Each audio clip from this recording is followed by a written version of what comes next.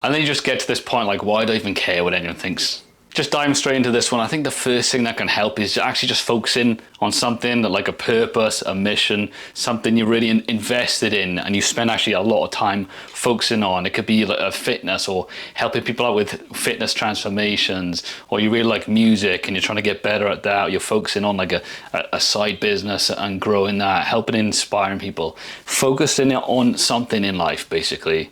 And that doesn't matter what it is for you. The thing is, a lot of people don't really have something really invested in, focused on, so they're constantly scrolling on their phones and they're constantly comparing themselves to everyone. You know, the comparison is a thief of joy. We've got Instagram, we've got TikTok, we're constantly seeing what other people are doing, seeing the best parts of other people's life. Oh, their life looks so good, so much better than mine. I'm just sitting here in the dark scrolling on my phone for hours, constantly comparing yourself to other people, feeling down, not knowing. People just show their best parts of their life online anyway. A lot of people are sitting there glued to the phone, looking at their friends, their families, random people online in Bali, or lying on a sun lounger in Dubai, or all these different places. Oh, their life is so much better than mine. Oh, I'm bored. You know what I'll do? I'll just look to see what my ex is doing. Oh, look at that. Oh, she looks so much happier now. Oh, she looks terrible. Whatever it is, constant comparison. Oh, look at her new boyfriend. Oh, I look better than him. Constantly glued to your phone, comparing yourself with people that you're just never going to speak to again, or you're never going to speak to, or you don't even know. But you're constantly comparing yourself. That's like a one-way ticket to unhappiness. Like, what is the point in that? Another one here is memento mori. And what is that? It's just knowing that one day you are going to die. And is that morbid? Yes, it's a morbid thought, but I think it's also liberating, and it was liberating for me. I remember, this is gonna be a story. I remember one time I was in Asda, it's a big Asda, big shop with loads of food. And I was just walking through, just minding my own business. And I just had this weird thought, it just like popped out of nowhere. And it was like, why would I care what anyone else thinks in this store? And why? Because I thought to myself, we're all just gonna die one day anyway. That's the thought I had. And if you say that to someone, they'd be probably a bit taken back, like, what the hell? You know, people fear listen to the fact that, oh, everyone is gonna die. But that's the fact of the matter. Everyone will pass away one day. Why do we care what randoms think of us? The opinions of others, the opinions of other people online. Why do we care? If we're all going to end up in the same place eventually, you know, no one gets out of this thing alive unless maybe you download your consciousness into some artificial intelligence body, whatever, but no one makes it out alive. So why do we care what Billy the barista thinks? Why do we care what Kevin at the bar thinks? Why do we care what Jason in the gym thinks of us, who's mean mugging you for no reason? Why do we care what Sarah thinks when she rejects you? You know?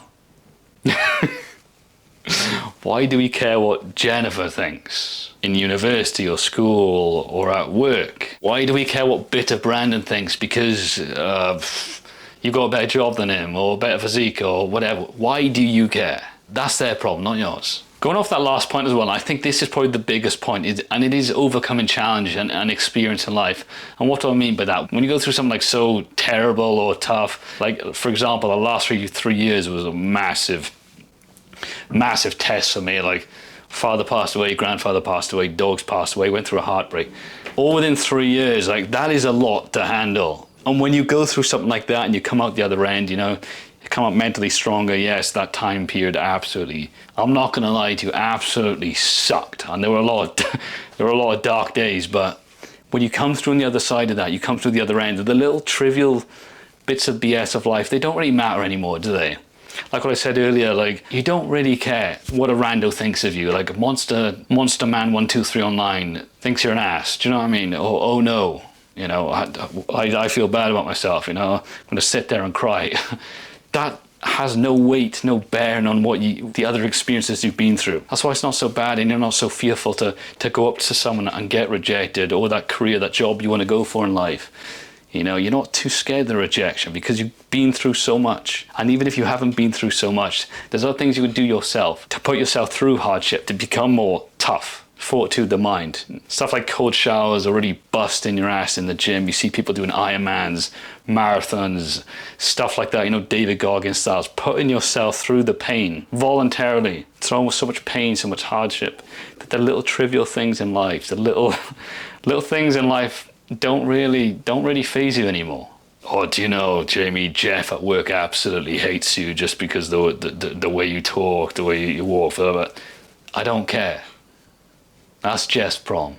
And the thing is, when we care what everyone else thinks of us, we're putting so much power into other people's hands. Why do we care and put so much weight on other people's opinions? We need to cut that out. You put the weight on your own opinion, what you think of yourself and what you want to do, than everyone else in this world. Stop giving everyone else so much value and so much power over you. Give it to yourself and then bring it outwards. And do I mean like, oh, 100% you're just not going to care about anything? No, obviously not. It's going to be around like 95% of people in this world, you don't really care about their opinion. Will you care about the opinion of your family, your close brothers, or your sister, your partner, whoever, someone like that? Will you care what they think? Well, yes, probably. And that's fine, but I'm just generally talking about randos' opinions.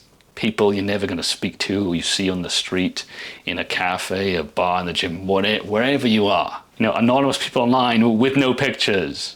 Oh, it's so easy to be a keyboard warrior then, isn't it? They don't even have to show themselves. So like I said, yeah, you're going to care about maybe some families' opinions, but you can listen to their opinion and then still do what you want to do anyway. Take in their feedback, but still do what you want to do. Guys, these things have really helped me especially as I've gotten older. You go through experiences and you learn different things and you become more confident in yourself and your actions. So these have really helped me, and I think they can as well. If you do take these on board, I think they can help you as well. I hope this one brought you value, guys. If you enjoyed this one, why not watch another one? I'm sure I'll enjoy it. You got this.